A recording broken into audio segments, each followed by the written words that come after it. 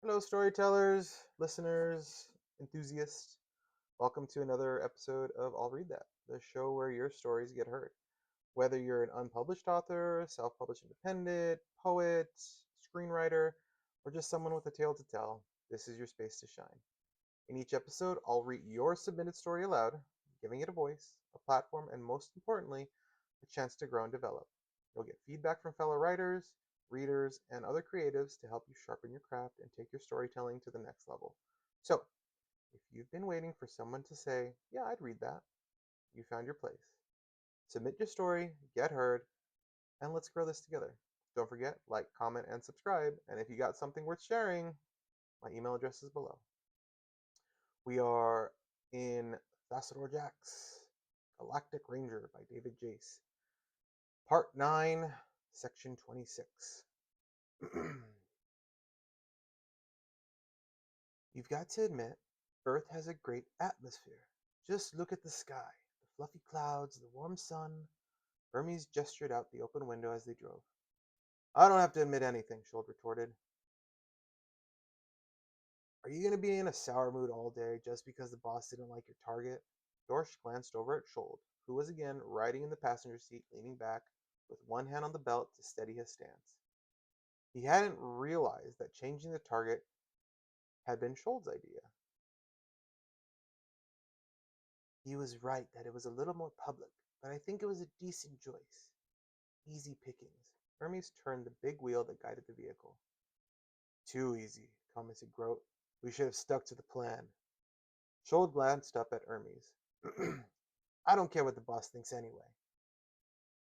Sure, keep telling yourself that, Grote sneered. Dorsch didn't think that they had a very good working relationship. Hermes turned the wheel, guiding the big truck around a corner of the road,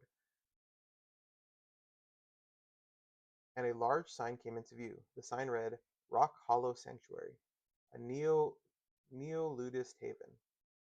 In the gatehouse sat a young human, just below the age of maturity, wearing a white linen shirt with buttons and a collar with light-colored slacks.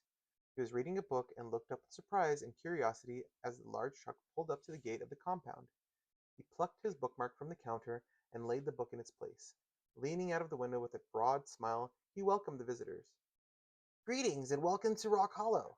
You should know that we don't allow any cellular phones or computers to be used inside the camp.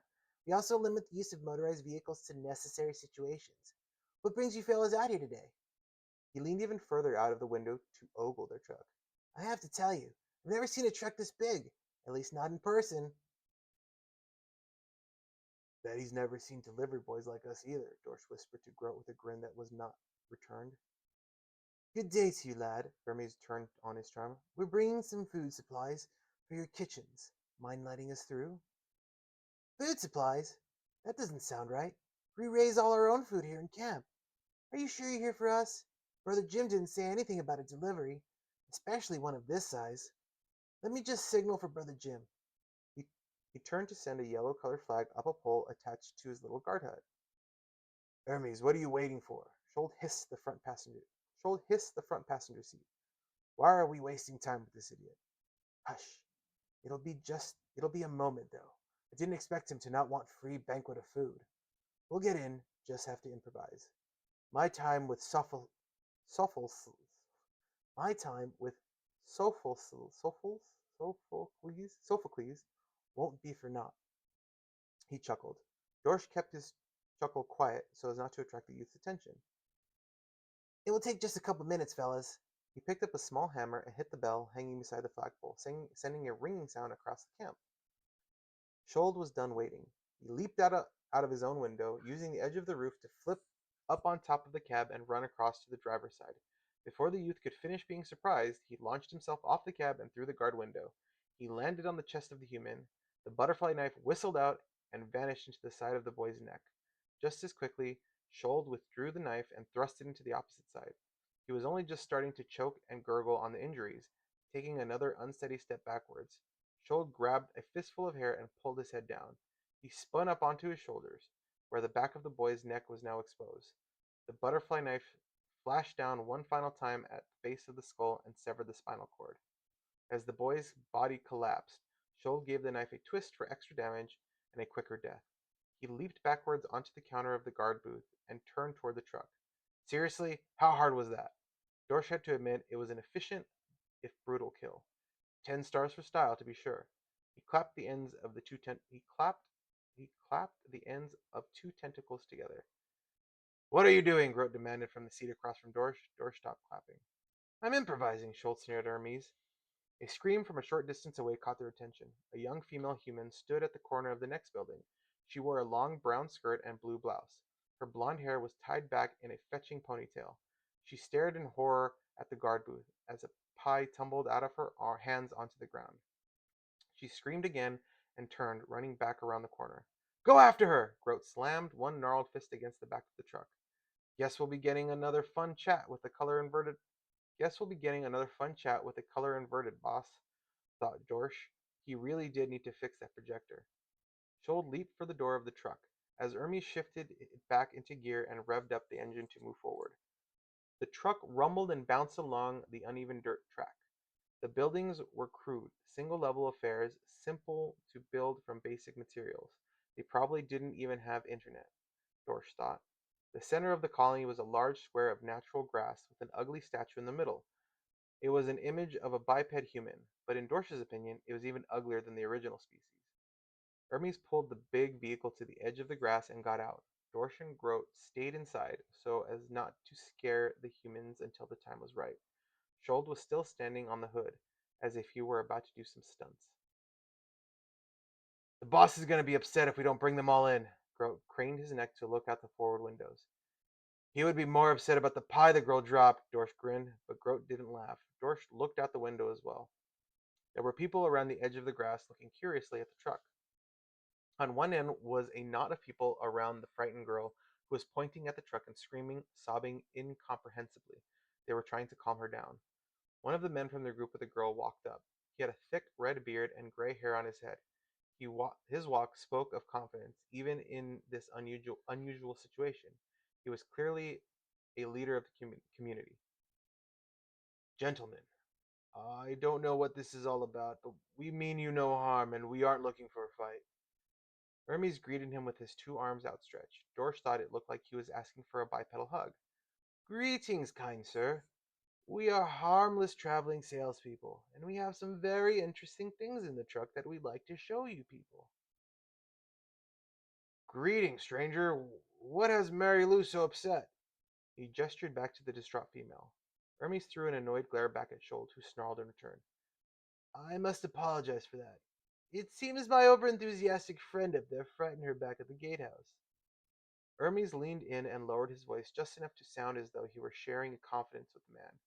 He was a slick one, Dorsch thought. I'm afraid he hasn't had the best day today, and he rather lost his temper when the boy didn't let us in immediately. I assure you, all we want is for your people to visit. All I assure you, all we want is for your people to visit the back of our truck, see what we have to offer, and then we'll be on our way. Again, I apologize for any distress we've caused. You're the strangest salesman I've ever seen, that's for sure. Look, we have all we need here, and I think you've worn out your welcome. So whatever Jeff told you at the front gate, we're not interested. So you can turn your truck around and knock on someone else's door. The pie girl finally got herself under control enough to scream out, Brother Jim! They killed Jeff! The crowd did not respond well to this. Schultz snarled and leaned through the passenger window to pick up his selector rifle. Schultz, no! Warned Grote. He lurched over the passenger seat, reaching for Schultz and the weapon, but caught neither. Schultz aimed the weapon at the big status and fired. The rifle had a wide number of settings, and Dorsch was rather cautious which one Schultz preferred to keep his on. The rifle emitted a warped bass sound and rippled out toward the stone monument. The statue erupted in a loud, deep echo that sent pieces of stone rolling across the grass. Ah, the sonic blast setting. Very effective. Dorsch was rather proud of that feature. Listen up. The next time I fire this weapon, it won't be a statue. Bring everyone, and I mean everyone, right here, right now, or I start taking people out. Grote growled something in his native language that Dorsch didn't understand and climbed over the front seat toward Scholl. Dorsch picked up his own rifle and followed him. Brother Jim backed away and the crowd was thinning. People were slipping into the little houses and around the corners. I warned you people, Shold cried out as he lowered his rifle at Brother Jim. Shold, no! Shold's rifle gave another booming blast, and the red-bearded man went flying backwards through the air. He crashed into the wooden wall of the house and collapsed into the dirt, bleeding from his open eyes and ears. He did not move again. Screams again erupted from the crowd, and they vanished into the homes and around corners. Grote sighed deeply and climbed out of the truck. He turned on his selector rifle. The chamber brightened and hummed in a high pitch as it warmed up. Hermes turned toward the truck, his hands on his hips. Great. Now we have to go hunt them all down, Shold. Good plan there. It's fine, commented Grote. It wasn't the plan, but I haven't had a good hunt in years. This job was starting to get boring. A rock came flying across the square and hit Shold square in the chest, knocking him off the truck. Grote laughed at the sight of Shold on the ground, with the breath momentarily knocked out of him. Ah, so physical humor is your style, Dorsch made a mental note. Then another rock came flying from the other side and hit Grote in the back of the head. He growled and turned around, rubbing the back of his head where he would surely have a bruise later. There was no signs of an assailant. A barrage of rocks followed it from several directions, and three of them ducked and weaved, trying to avoid the three of them ducked and weaved, trying to avoid them, but still taking several hits. Schultz slid under the cab of the truck. Leave now! A voice cried out from the darkness behind an open window. Leave now, or we'll continue to defend ourselves. Grote looked from Hermes and Shold and grinned. Sounds like playtime. He took off on a sudden sprint for the nearest house and barreled through the door, breaking the hinges and sending splinters flying as he made his way inside. A couple of loud shouts and the sound of more things being broken, and Grote stepped out of the doorway, his rifle slung over his shoulder, and a human clutched with each hand. He dragged three through the dirt behind him, grasping the shirt of two men and the hair of a woman. The fourth was a child, which he held high in the air with one arm, his fingers twisted into the boy's shirt. The boy kicked his legs and swung feebly at his kidnapper. Come out, wherever you are, he called out as he walked to the back of the trunk and threw the three unconscious ones in. Shold emerged from under the truck, smirking, and made a mad dash for a house on the other side. Rocks flew from the windows of the home, but now knowing to watch for them, he spun, flipped, and leaped around the primitive missiles. He reached the house and lunged into the air, sailing through the open window as if it were the invitation to a party. Okay, and that is the end of this section. All right. So, I like to give a little bit of a critique on this. I repeated myself a couple times because I was stumbling over words, and it was actually the way it was written. I don't like to comment on grammar or critique writing because I'm not the best at it too, but maybe go through that section again and really read out the comments and the pacing of those sentences, just because there was some that didn't quite sound right and the pacing wasn't right on it. Um, Wicked, evil kill of this poor young man that just, oh, you feel so bad for the kid. Um, yeah, I don't know what to say. It's it's one of those things where you understand the importance of it to the overall arc of the story. You just hate to see stuff like that happen. But so far so good. We'll see how it goes in later chapters. But we are about halfway through this book, and I hope you have stuck around and would want to hear more about what's going to go on, because I feel like it's going to get good. A lot of things hopefully coming down the pipeline. I'm reading this at the same pace that you guys are reading this. This is the first time I've read it, so I'm learning it as well as you guys are, and I think it's fun. So if you've got a story that's just waiting to be read, I want to read it. Send me your stories. Send me those unpublished novels, those short stories, those poems, any self-published work you have.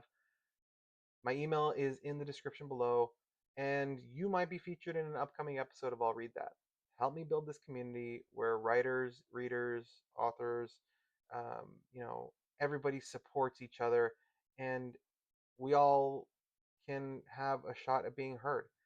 Don't forget, doesn't cost you anything. Like, subscribe, and drop your thoughts in the comments, because your feedback, your critique, your loves, your hates could help not just this writer, but other writers grow and develop.